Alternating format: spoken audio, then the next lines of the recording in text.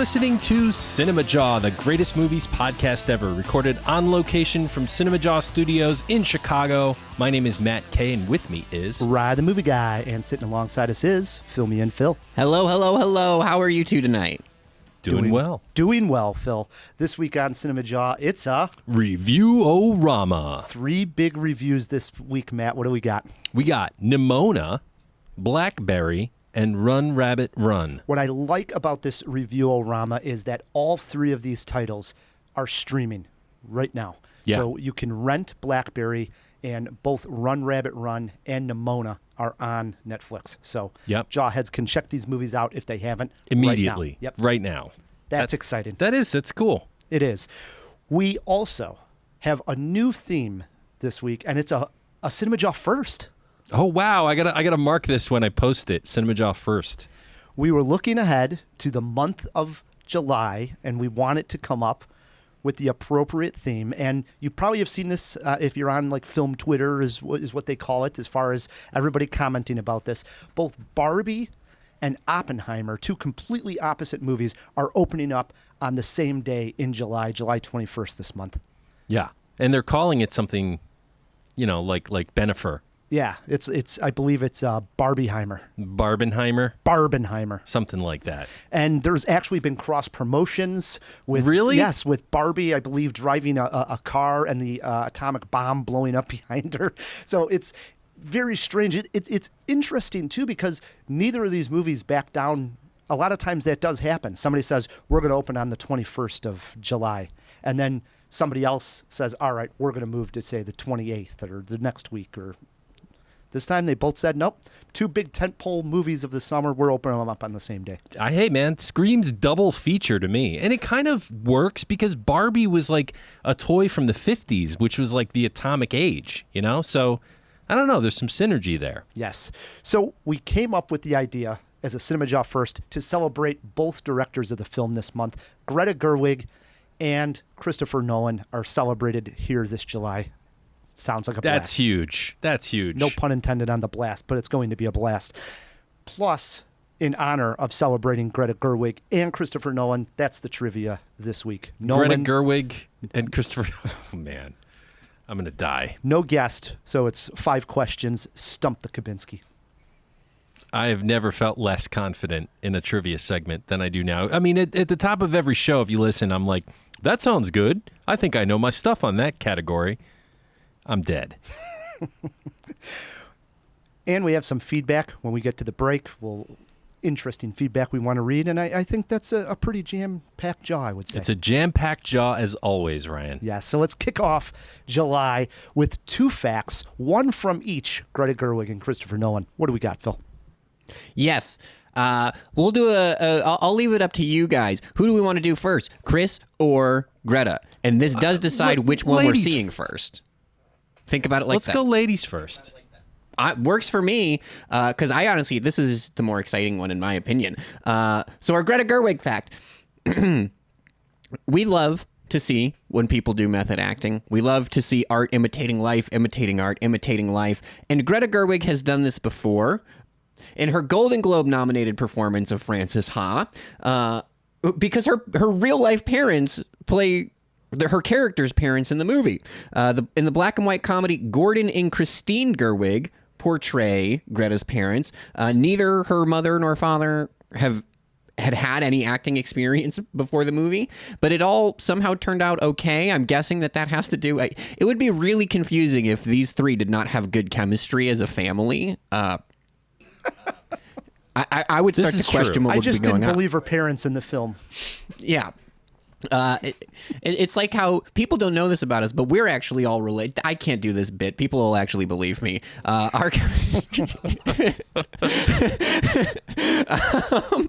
Then our we're brothers in film. Yeah. We are all one heart on the. We're all one. There's a top jaw, a bottom jaw, and then maybe I'm the tongue. I don't know where I fit in the CinemaJaw, orally speaking, but I'm something. Boy, this just took a weird turn, Phil. I gotta say. I say we move over to the Christopher Nolan fact. Yeah, before I get weirder, that's why I'm the tongue, Christopher Nolan, this is actually also super topical. because our fact is about movies coming out at the same time, kind of fortuitously or unfortuitously. Chris and Martin Scorsese have gotten into it before with simultaneous releases of Howard Hughes films. 15 years ago, Christopher Nolan was fully invested in bringing a Howard Hughes biopic to the silver screens. Jim Carrey was going to be in it. The script was completely finished. And the only problem, the reason that we do not have this film today, is because of dang Marty. I swear, Marty is at the heart of so many Hollywood problems, and we don't talk about this. But He really is. The Aviator was already taking off, which obviously we now had Leonardo DiCaprio. And again, this is not an uncommon thing to have stuff like this happen. I think we talked about it a little bit over Harrison Ford month. I forget what. It was something Nazi related. That might have been in the Patreon, which is a good time to plug the Patreon if you want to know what I'm talking about.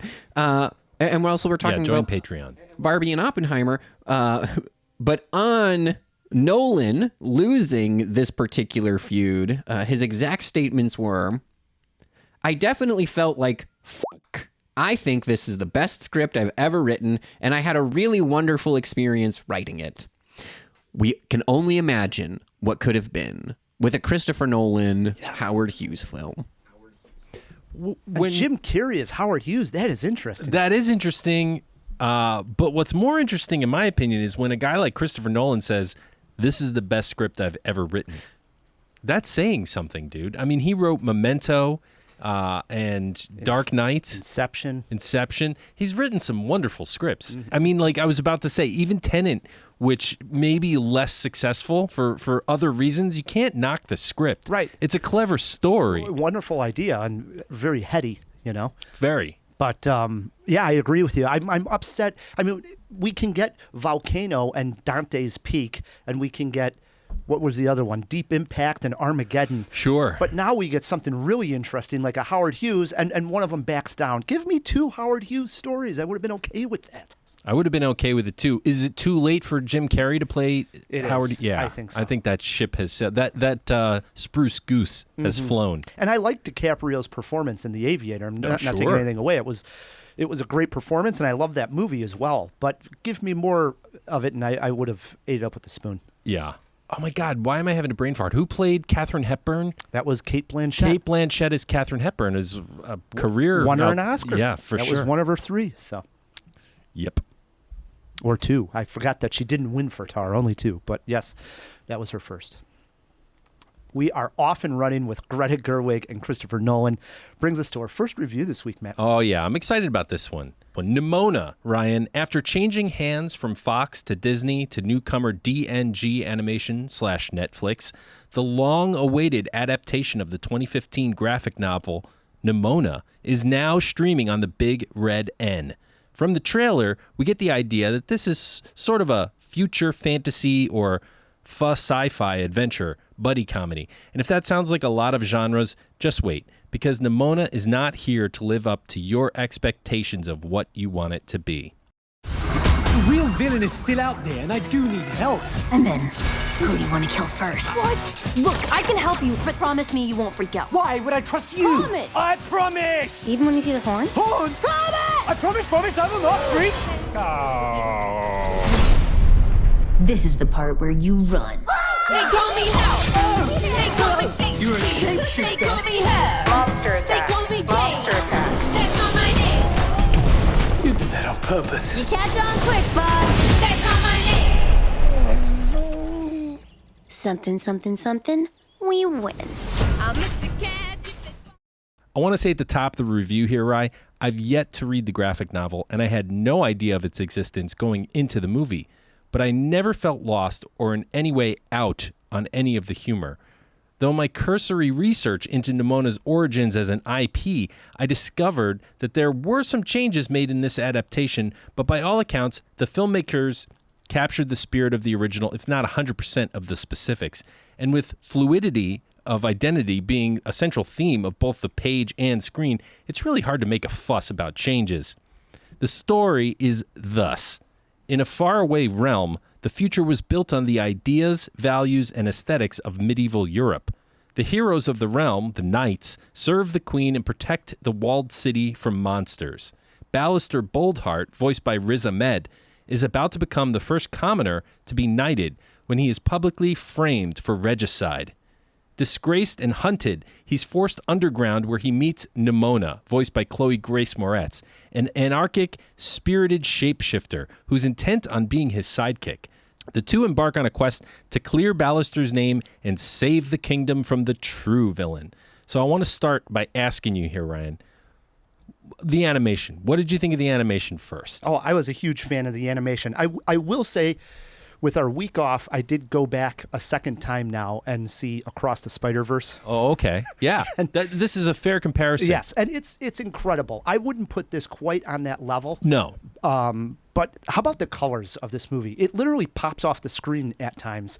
I loved her pink color gorilla, whatever she would turn into, Nimona. Yeah. That color was just fantastic looking. Yeah, it's sort of a T-Mobile magenta. Right. Really, really interesting. And everything that she would change into and the speed of the animation, it didn't slow down for you. You had to like keep up with the movie. Right, which is what the Spider-Verse comparison, you're right, it's not quite at that level of energy, but it's there, you know? It has some of it for sure. I think you're already seeing the Spider-Verse, maybe not this new one Across, but into the Spider-Verse. The effect that it's having, because yes, the animation is moving at such a speed. And like Mitchell's versus the Machines a little bit too. Yep, and which was also done by Philip Lord and the other guy's name, I forget his name. Throw it in the jaw box. Phil Lord and throw it in the jaw box.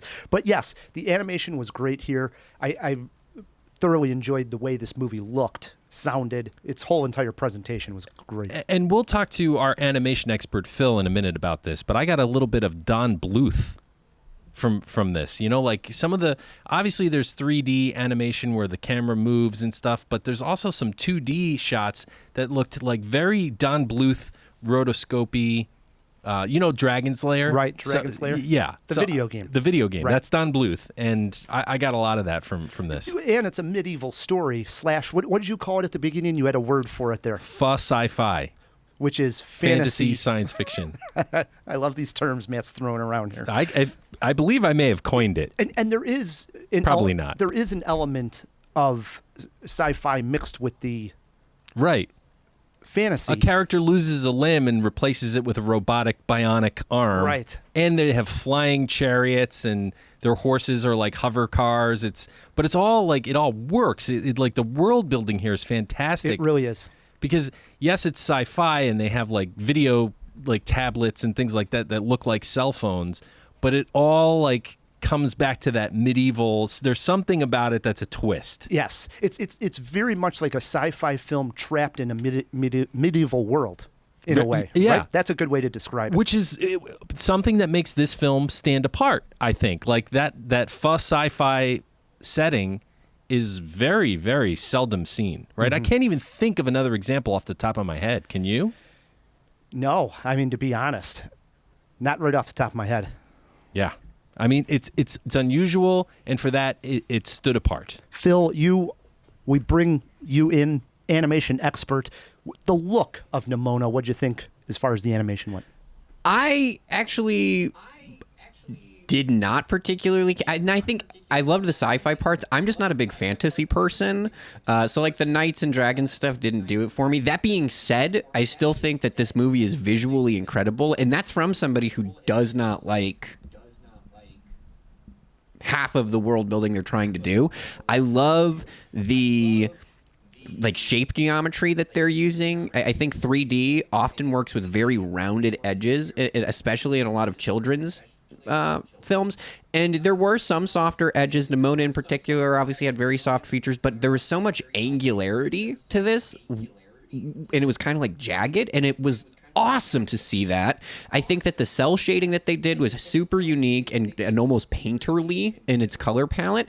And the biggest detail that I love about this movie is that there's all these tiny details in the character design and the ways that these people were developed to look.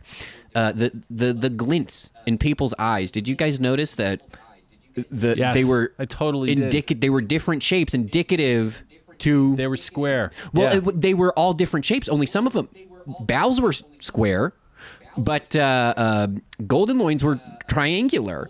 And so they're reflexive of different personality elements and geometric design principles. Nimona's were kind of like, I don't want to say teardroppy or beanbag, but everybody had different shapes. And it was so cool. What a thoughtful choice. And it's not like it was just like one-off situations. That's how these characters were the whole time. Wow, I didn't pick up on that. Well done, Phil. That's why we have Phil watching Nimona, so he can come in with this hot take. We talked about the energy level, but this is like a very punk rock movie. I'm glad you brought that up. So, and I want to point out one thing that eagle-eared listeners will pick up on. This is the first, I believe, the first time a Dickies song has been used in a movie since Killer Clowns from Outer Space. Wow. I could be wrong. That's a long time ago. That's in the 80s, yeah. So, man, it was great to hear the Dickies. So, Jawheads will appreciate this. I hate when I'm sitting there watching a movie and this thought pops into my head, and it's the thought that says, oh, Matt Kay is going to love this. Because there's even a line that Nimona says throughout, I think maybe uses it twice or 3 times. Metal. Yes, that's so metal. It's metal. And they do a little like rock symbol, which is so cool. But again, when you're watching this, and I'm going to be reviewing this movie with Matt Kay, I'm almost like shaking my head like Matt's just eating this shit up. Oh, I ate it up with a spoon. With a spoon. But the music that you bring up, I mean, there were some other beautiful songs in there. Not even just, I think just the score itself was well done. Much less even the music that they're using. Both. I agree. The music and the needle drops were both good. There's only a couple of needle drops, but that one in particular really caught my attention. Did you pick up on that one, Phil? I know you're into punk. I did. There was actually a lot of moments I also was thinking like, oh, this is very punk. Even like in the credits sequence, there's like one where she's like cooking food and she's got headphones on. That's very punk. It was awesome.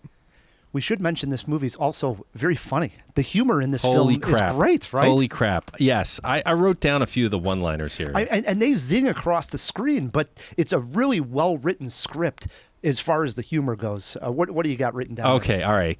Is it cold in here? When she's the whale? I don't want to spoil too many of these jokes. There's another part where a character is investigating something and he's like, something isn't right. He hates freestyle jazz. Laughed out loud. Let's see. I think that was it. There's a few others. Oh, that's the otter that bit me. There's like so many like really clever callbacks. I'm like, wow, this is really well written. Mm-hmm. Like really well written. And I wonder if that's on the page in the graphic novel. I can't wait to read it. I'm going to definitely use the phrase, I am not pushing you, I'm encouraging you forwards after seeing this film. That's a great line. That is another line that's genius. It is fantastic. And so all the shapes that Nimona can change into, as we're describing, she's this shapeshifter, reminded me very much of Dungeons & Dragons with the druid. There was that wonderful chase scene where the druid was changing into all these different creatures. Mm-hmm. And Nimona... It's called Wild Shape, Ryan. Okay. Nimona has the same basic powers. I guess so. And I think the times I laughed the most, you mentioned the whale, would be when she would turn into the whale. It was just ridiculously or looking. The shark. In a good way, though. I mean, even the gorilla, right? They were all good. So even just when she would change into a certain shape, I would laugh out loud because it looked kind of like ridiculous. But like I'm saying that in a good way. It's ridiculously funny. Yeah, but the shapes, the animals that she becomes are just as expressive and like reflecting her inner mood as any of, like, they're not just throwaway, oh, she's a rhinoceros now, oh, now she's a dragon. She's always, it always makes sense and it's always pertinent to the scene. So obviously this movie has, well, I don't know if I should say obviously, this movie has some themes. Ballister is in love in an openly gay relationship with Sir Goldenloin. I forget his first. Ambrosius Goldenloin, which is another really... What a name. That's a great name. But I don't think that that's necessarily the core... like, it's not about Ballister as much as it's about Nimona and her fluid identity. Mm-hmm. It's not necessarily gender fluidity. It's you know what? There's a lot going on with Nimona She even comes to a somewhat dark place at one point in the movie. There's a little bit about that. I think this movie isn't afraid to express themes that have been underexplored, and I thought that it did it in a way that isn't messagey or tokenism or clobbering you over the head with something. It's a theme that you can see. It's there if you are ready for it, and if you're not, it might pass you by as just a shapeshifter. Possibly, but I thought it was pretty evident. It starts with in the very beginning. You pick up on this is probably going to be an underlining theme, but I agree that it's not completely like in your face, hit you over the head with it, but it's just part of the movie. And ultimate theme of acceptance too, that we need to be accepting of. It doesn't matter, if you're a monster or you're a cute little girl. We should accept this person for who they are. And in Nimona's case, obviously, she isn't accepted, especially growing up. She's has people turn their back, and not only just turn their back on her, but they actually are like hunting her down. Right. And so that feeling of like acceptance, you throw that in there, and then also with this relationship that we see in the very beginning, I think you can tie that all together, that there's that underlining theme, which I appreciated actually.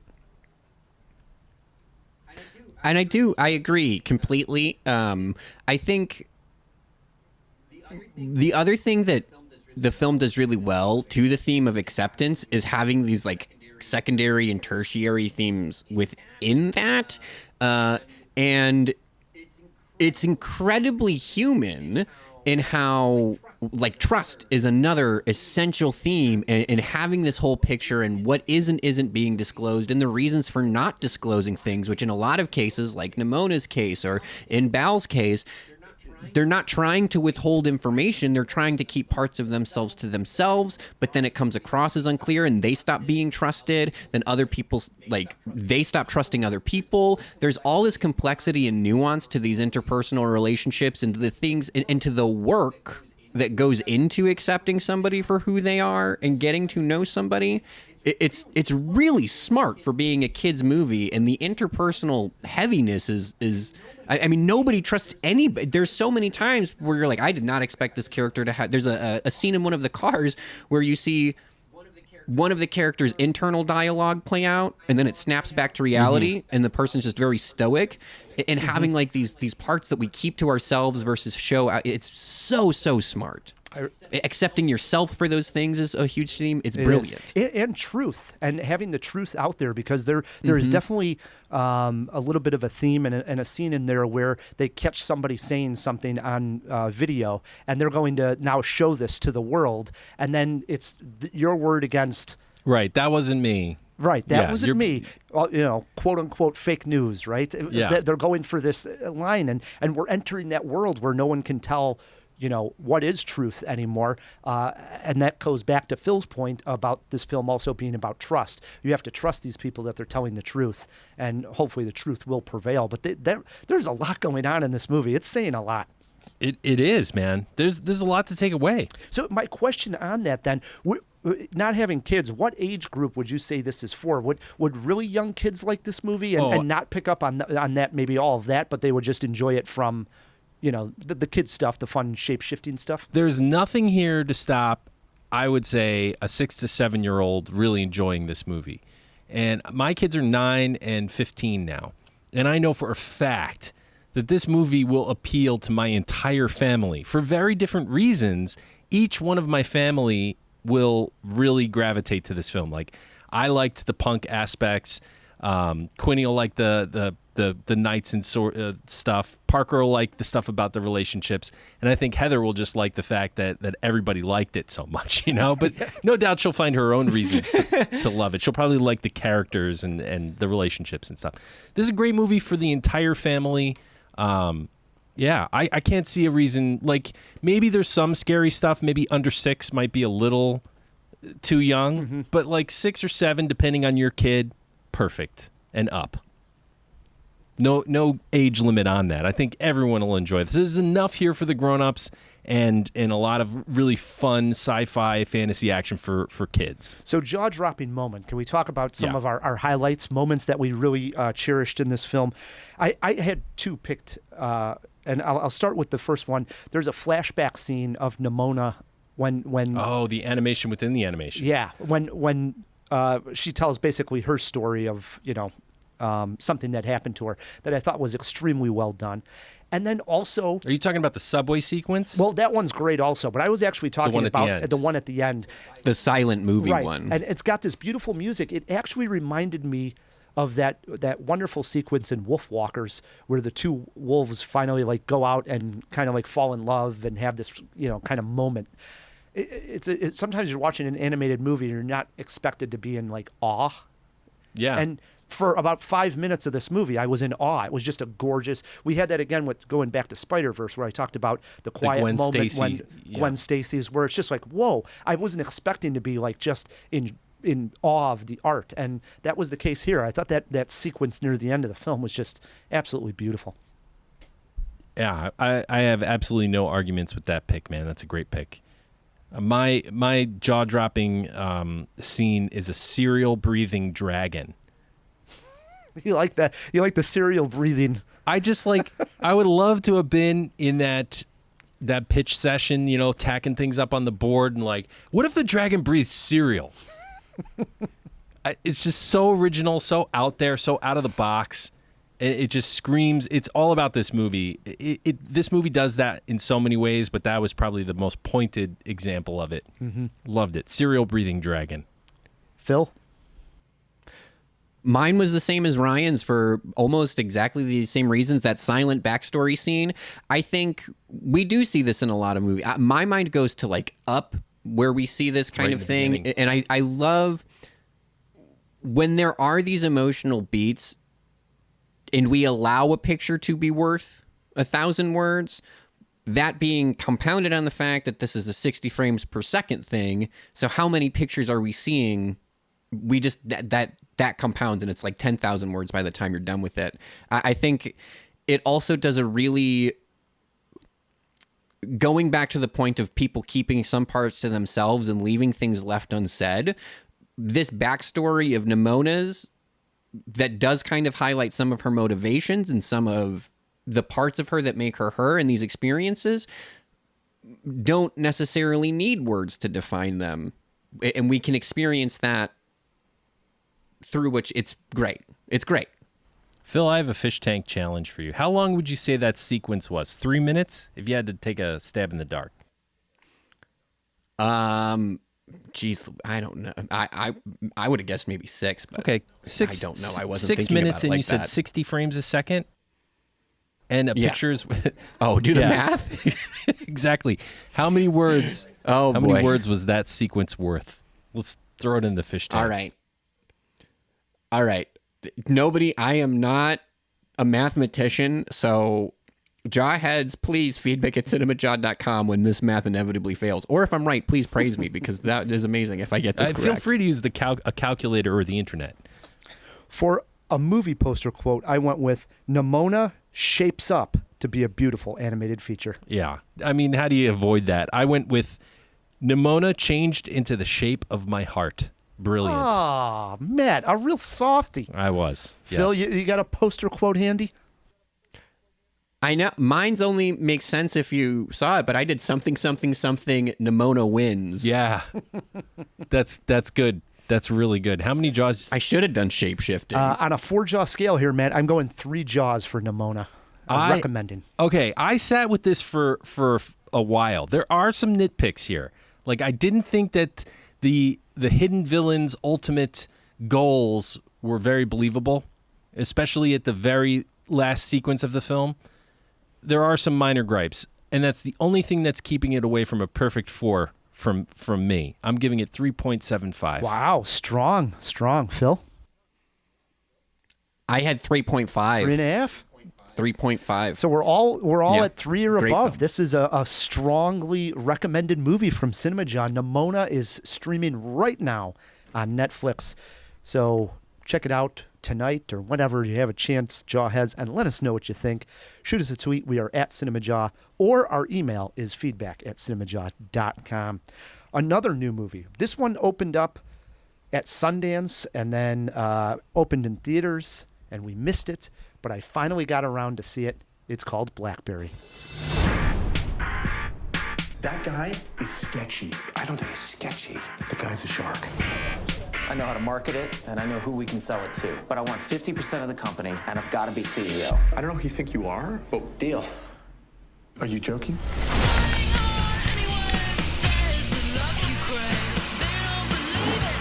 We are in a race to get this thing to market, and we are a year behind. I need a prototype. I'll do it perfectly, or I don't do it. Mike, are you familiar with the saying, perfect is the enemy of good?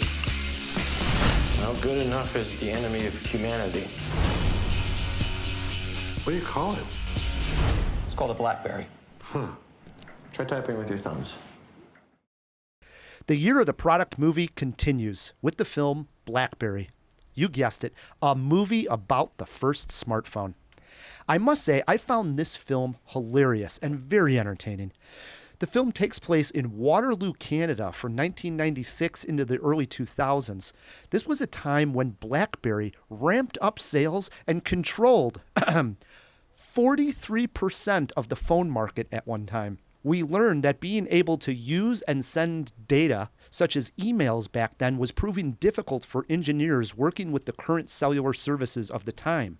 However, Mike Lazardis, played by Jay Baruchel, figured out a workaround.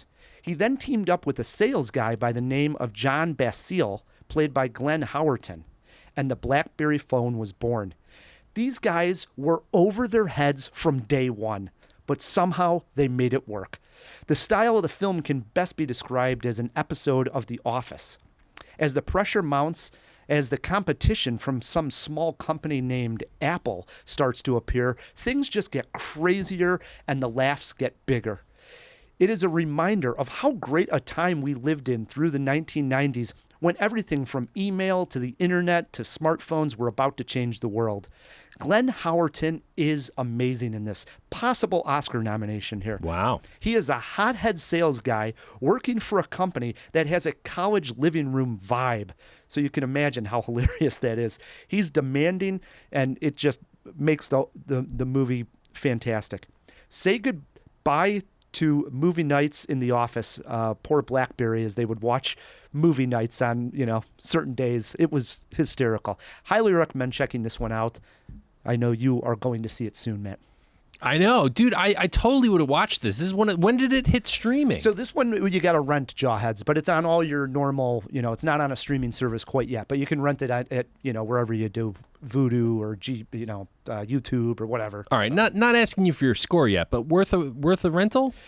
I would say worth a rental. Yes, I mean absolutely hysterical. So I would recommend watching this like on a night where you want to sit back and have a laugh, maybe have a few beers, like a Thursday, Friday evening kind of thing. Yeah, that's how I was going to ask. You compared it to The Office. That's right. That's bold. I mean, what's amazing about the film is they're able to create these characters that obviously are based on real people, but they make them so unique and so quirky that their styles are so different that of course it's going to be hilarity is going to ensue, because whenever you got a guy that's just like a hothead sales guy and knows nothing about technology, working with like introvert that can't really talk to people. Yeah, like, that's like every tech team. Right. So you got him and two, I think the joy of them not knowing what a smartphone was going to be either. It's so easy now that we look back like, oh, well, yeah, it was so easy to make a smartphone. I mean, they were calling it like the email machine, like they were just trying to get emails to go across data. And this was very difficult. They could only, all your big providers, the phone companies were, I guess, working on this at one time, and they could only figure it out where they could use X amount of phones to do this. It could never open up to a large amount of users at one time. And it wasn't until this guy from BlackBerry decided, and they explain it in the movie. I don't want to get all nerdy out here, but he explains how you can use the phones pinging off the towers to do all this stuff, and it would open it up to, I think, like 500,000 to 1 million users. But that didn't stop the hothead sales guy from trying to sell 10 million of these things, even though it was going to crash the system. And they knew that, but they're still going to sell the phone, Man, what a weird time. So did you ever own a BlackBerry? I did.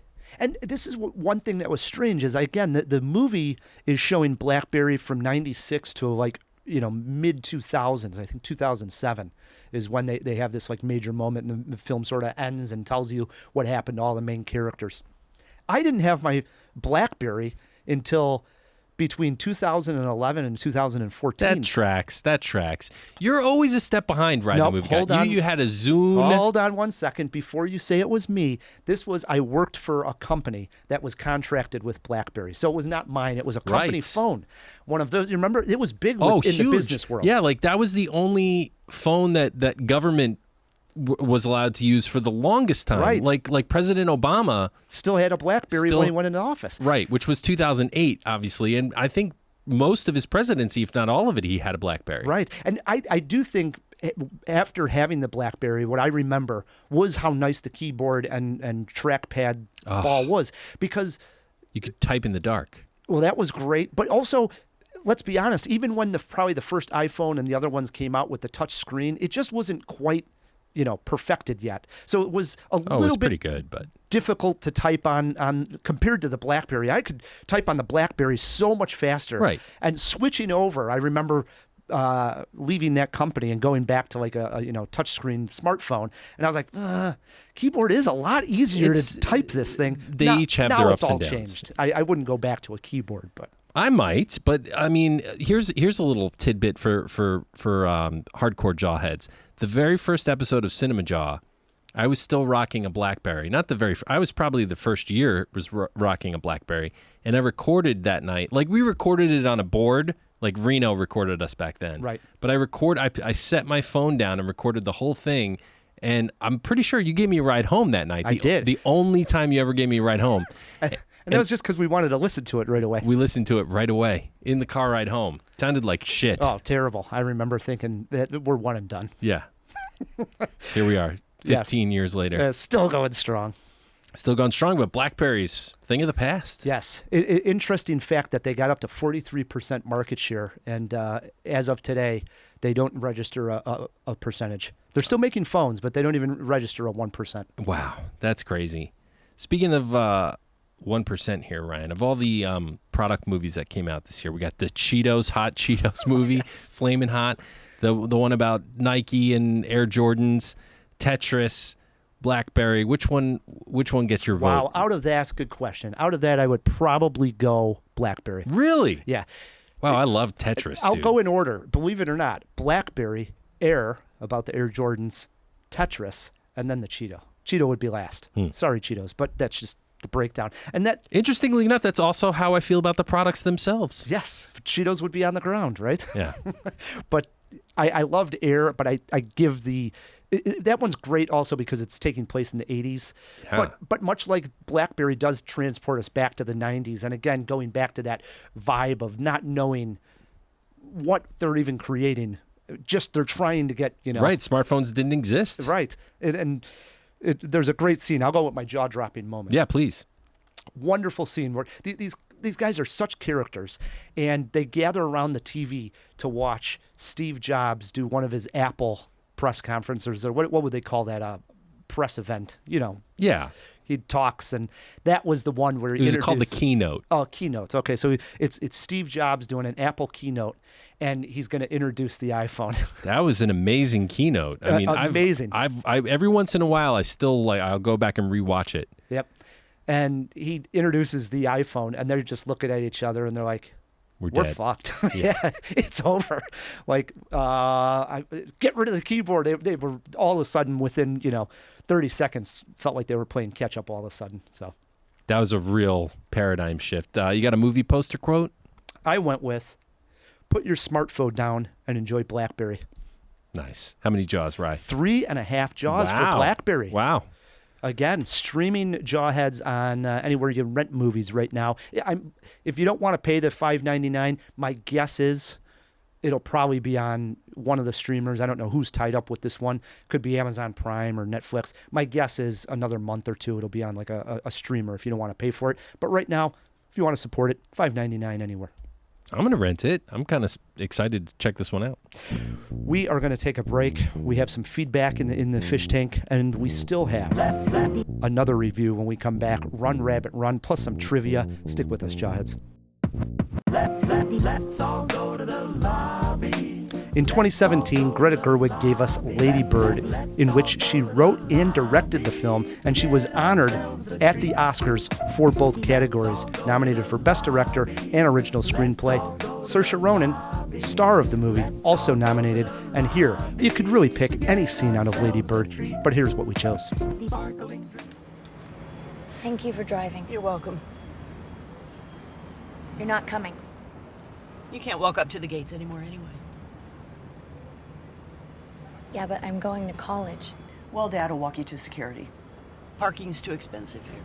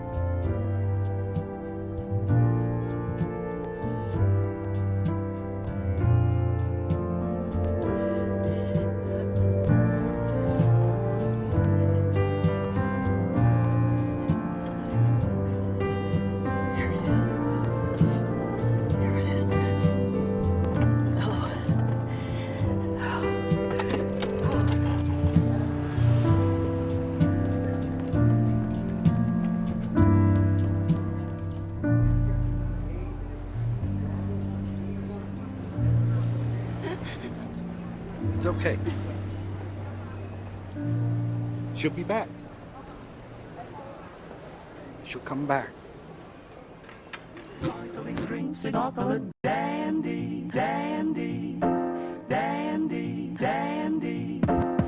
And we are back on CinemaJaw. Matt, before we talk Run Rabbit Run and play some trivia, you threw a math question into the fish tank. Did Phil figure it out? Let's open up that fish tank. Wait a moment! It's fish! Isn't it? DC! Wake up! Wake up! No, Pat, it's a giant glass bowl. Hey, get some fish folk. Who's coming with me besides Flipper? Here. That's a Sicilian message. It means Luca Brasi sleeps with the fishes. You're gonna need a bigger boat. Thank you so much. It is so great to be out of here. We actually, I would argue maybe we have two math questions, okay? Because Ryan threw one half of a two-part team and asked me to solve the X or Y. I wasn't a math kid. Maybe that doesn't make sense. But the other, Phil Lord works alongside Christopher Miller when we were talking about Spider-Verse. Right. I could not think of Christopher Miller. He is the other half. Miller and Lord, I should know. And then, yes, our math question, if a picture is worth 1,000 words and there are 60 frames per second in modern film, during the silent movie sequence of Nimona, if it is 6 minutes long, how many words would that scene be worth? I tried my best. My sister's a math teacher, and I'm sure she is listening to this being like, I write better questions than you every day. Who knows? Maybe this will end up on one of her exams, though. I almost brought like a pencil out and circled the parts that were important and how many apples everybody had. But I multiplied 60 frames by 60 second for each minute, then that times 6 for how many minutes, then that times 1,000 for how many words. And if I did this correct, there would be 21,600,000 words in this one sequence alone. If I did that math right. Wow. I wonder how many words are in the English language. I would venture to guess probably less than how many million? 21 million. Yeah. I'm guessing less words in the English language. We're not throwing a vocabulary question in here, too. I've been taken to school. We had a week off. You guys are going hard on me. Take it easy. All right. I went to art school, guys. You got to chill out. We also have some feedback while we're in the fish tank. We do. Joe Marshall, who's been writing. Joe Marshall. I know. Flicker Joe? Yeah, Flicker Joe. How long has Joe been listening to the show? A long time. I'm glad Flicker Joe's still with us. I mean, he hasn't written in for a long time. It's been a minute. It's been a minute. Joe, always great to hear from you. He writes, "Hey guys, great shows lately. Just got to listening to the review of Beau is Afraid. And for my part, I had to agree with Eric.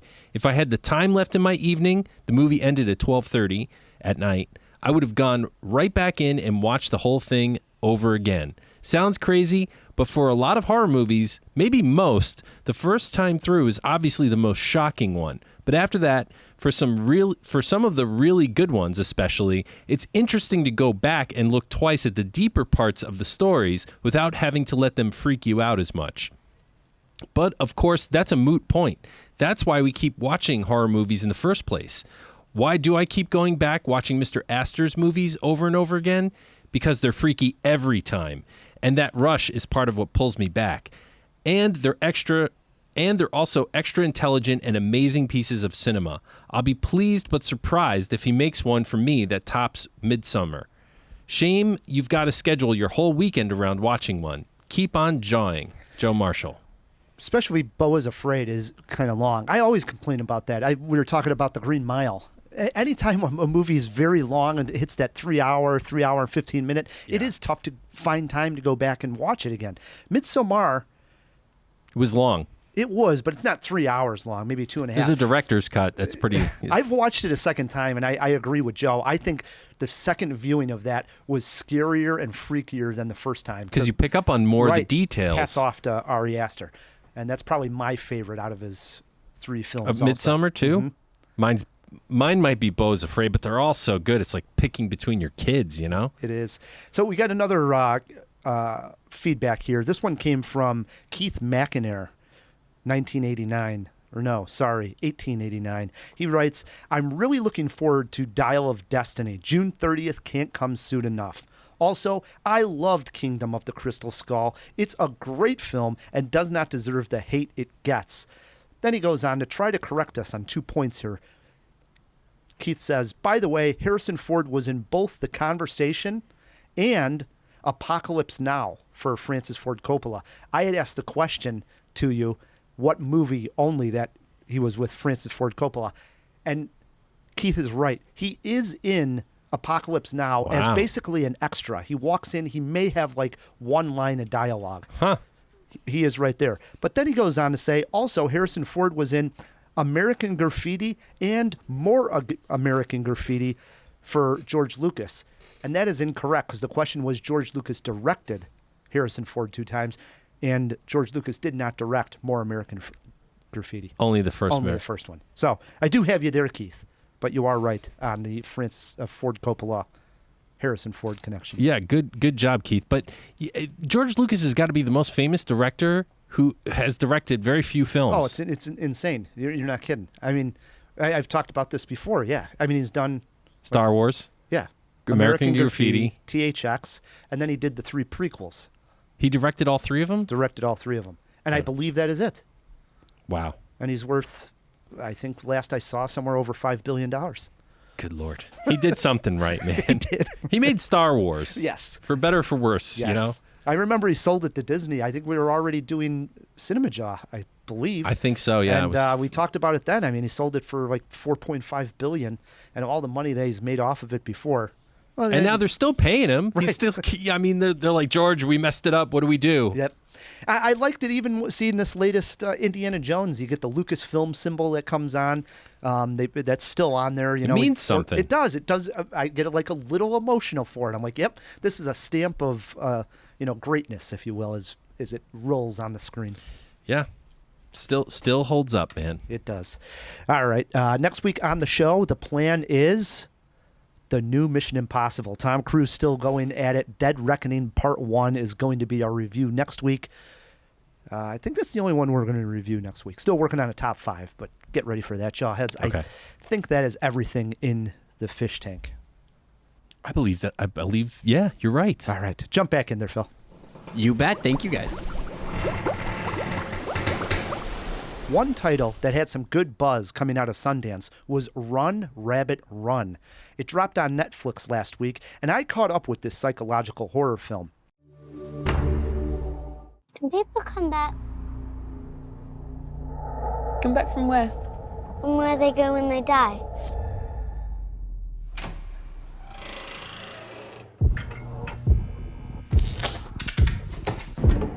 I had a sister. Her name was Alice. What was she like?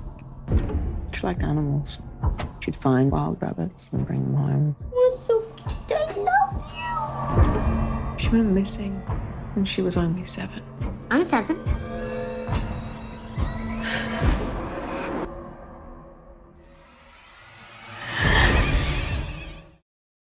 Who knew a little girl wearing a paper rabbit mask could be so damn scary?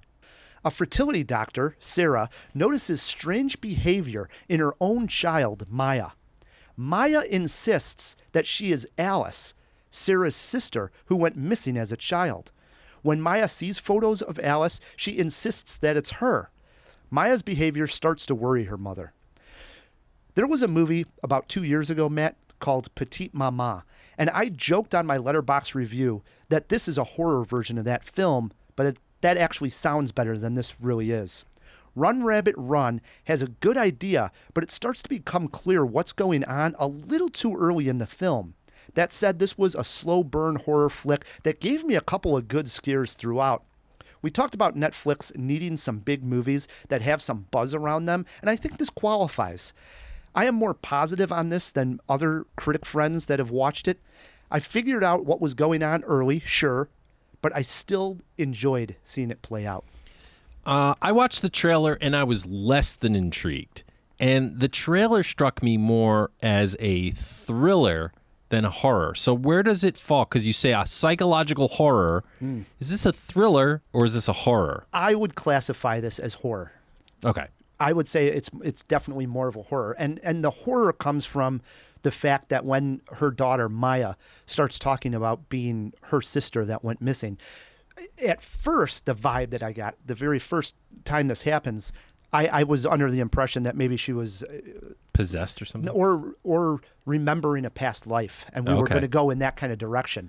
And that's creepy. I know years ago, you may not remember this, but we were over at your house, and it must have been Quinn was a little baby, and we were just listening to the child monitor. Oh, yeah. And we were talking about how, it can almost be creepy sometimes. It's really creepy. That freaks me out. And when all of a sudden, another moment, what reminded me of this, when you have like a little girl talking about something so matter-of-factly that clearly happened before she was around this planet, it's just weird stuff. And that's the horror element, the psychological horror. The mom's like, well, what are you talking about? You didn't even know my sister. How do you know what my sister looked like? And why are you saying that you're her? And, all this weird connection. Again, unfortunately, I think most people, especially that watch a lot of movies, and probably the jawheads do, are going to see where this is going to go. I think a little too early. You do want to figure it out, but I think they sort of played their card a little too soon. And then is it just horror straight up from there on out, like a stalker type thing? No, if anything, after that, it becomes less scary because you sort of realize what's going on. Then at that point, there's still, some jump scares. Some jump scares, and you're hoping that the characters get out of this thing in good shape and alive. You don't want to see anybody hurt, especially if it's a kid and whatnot. So there's still some element of drawing you in. But at least the horror that I was picking up on early on, going back to that, how does this kid know these past lives, that starts to evaporate as the movie goes on. And that's unfortunate. I think they could have kept that card being played a little bit longer, another 20 minutes, 30 minutes into the movie before you started to say, like, oh, I see what's going on here. So avoiding spoilers, obviously. I got to say, now I'm sort of intrigued. Is the mystery part of it kind of like half the fun? Yeah, but again, it just pops up too early. That's the unfortunate thing. But it is definitely the fun is solving it. It just happens a little too quick in the movie. How was the little girl? Excellent. It's creepy. Yeah, well, she wears this paper mask at one point that really, when I first see it, you kind of laugh because it's like basically like a piece of construction paper with a little rubber band around it. But then when she wears it and starts talking about, stuff that she shouldn't know anything about, it's like, what is going on here? And all of a sudden that mask takes on a little bit different form. Ooh, I like that. Did you have a jaw-dropping moment? I did, and it is what I've already more or less mentioned. And this is the first time that Maya tells her mom that she believes that she's her sister, and it's in a car, and the mom's driving and like looking back in just disbelief in the rear view mirror as you sort of look back in the back seat. She's like, just baffled on how she would know anything about something that happened so long ago. That was when it had me. It hooked me there for a good, chunk of the movie right there. About how far into the movie is that? That's only about 15 minutes in. Okay. And that's where it's like, ooh, this is going to be good. So. All right. So how about a movie poster quote? Went with the Run, Rabbit, Run joke here. Hop over to Netflix and give Run, Rabbit, Run a spin. All right. So you're recommending this? I am. 2.5 Jaws. And I went on Letterboxd and I put my grade in there. And then on Letterboxd, you can see your friends, past guests that we've had on here. And nobody else seemed to like it at all. They're all in the 1 star, 1.5, 2 at the most. And I thought, whoa, I came blazing in with 2.5. I don't know. I definitely enjoyed it. It seemed more than friends of ours. I'm intrigued now. This is another one that came in late from you. Like I would have watched this. Yes. We were off last week, and I was just catching up with some movies, as was I. Wasn't doing necessarily CinemaJaw work where I'm like, oh, better tell Matt to watch this. I was just like, yeah, I'd catch a movie here or there, that kind of thing. So. All right, you can let a brother know. Come on. I should have. All right, we ready to play some trivia? I guess so. Greta Gerwig. I am not feeling good about this one. Greta Gerwig, Christopher Nolan, movie trivia. 5 questions. Matt needs 3 or more correct not to be stumped. Here we go. Question 1 over to you, Matt. All right. Name the Roseanne actress who played Saoirse Ronan's mom in Greta Gerwig's Lady Bird. Wow. Okay, so I'm almost certain it wasn't Roseanne Barr. And so that would leave Roseanne's sister from the show. My wife was a fan of the original series before Roseanne's fall from grace. Man. What was her name, Matt? Yeah. It's either like Melissa or Meredith. It starts with an M. I'm not going to get it. Am I right? Am I on the right? You are on the right track. Can you give me like an initial? LM. Lisa Meredith. Unbelievable. We're looking for Laurie Metcalf. What pains me about this is she is a Steppenwolf ensemble She's great. member here. I'm not taking anything away from her. Chicago's own Laurie Metcalf. She's amazing. 0 for 1, Matt K. Question 2 over to you. We all got to know Christopher Nolan in 2000 when Memento came out, but name his first film that came out in 1998. I know this piece of trivia. It is called Following. That is correct. You are on the board. Way before Facebook or Twitter, by the way. Following. Yeah. Yeah, and before Threads. Yeah. I don't know if you know Threads. Like Twitter Threads? Yeah. Well, it's Meta's is dropping. I was just on my way over here, and I saw they're coming up with their own Twitter app. They're all just one big app now. It's crazy. Yeah, I can't even keep track. Seriously. We're on TikTok now, aren't we, Matt? We are on TikTok. That's CinemaJaw. It's something else. Matt's one for 2. Here's question 3. Greta Gerwig directed the Little Women remake in 2019. Yeah. It had a very large cast. Name 3 people who appear in said film. Okay. Emma Watson. That is correct. That is 1. Saoirse Ronan. That is 2. And Odenkirk. We'll give it to you. Yeah. Bob Odenkirk. Yep. He played one of the Little Women also. Yeah. Wonder if I could come up with another of the Little Women. Isn't Chloe Grace Moretz? No. How about a Florence Pugh? Florence Pugh. Yes. Yeah. Florence Pugh was in it. Also would have accepted Timothy Chalamet is in there. Tracy Letts, Meryl Streep, among others. I forgot about Meryl Streep. Yeah. She plays the grandmother. Big cast. Yep. Matt is 2 out of 3. He needs 1 more correct. Question 4 is over to you. Christopher Nolan's Batman trilogy started in 2005 and ended in 2012. He made 2 movies in between the Batman movies that were not Batman. Name those 2 movies that he made. Inception. That is one of them. And before, so it's not Dunkirk. That came out after Dark Knight. Oh man. Christopher Nolan. We know Tenet came out after Dark Knight. Yeah, obviously. Oppenheimer is coming out the 21st. I can get this. You can, and you've got one so far. Inception was correct. That was released after The Dark Knight, but before Dark Knight Rises. This movie that you're looking for came out in between Batman Begins and The Dark Knight, if that helps you. That does help, because I was thinking...